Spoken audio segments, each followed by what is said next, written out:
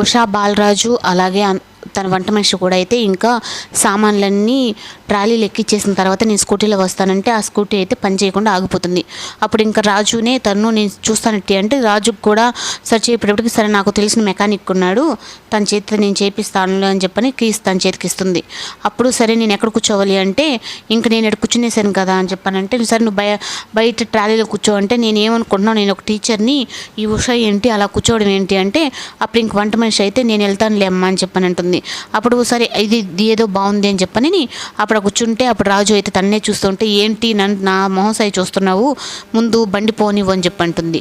నాగవల్లి మాత్రం ఉషా మీద స్ప్రే చేసినా తనకేం కాలేదు అయినా నీ మాత్రం వదలను నా చేత సారీ చెప్పించుకుంటావు కదా అని చెప్పని అంటే ఈ లోపల దేవ అయితే వచ్చి నాగవల్లి అంటుంటే ఎంతసేపటికి పలక పెట్టేప్పటికి ఏదో పరధ్యానంలో ఉన్నావు ఏంటి అని అడుగుతాడు.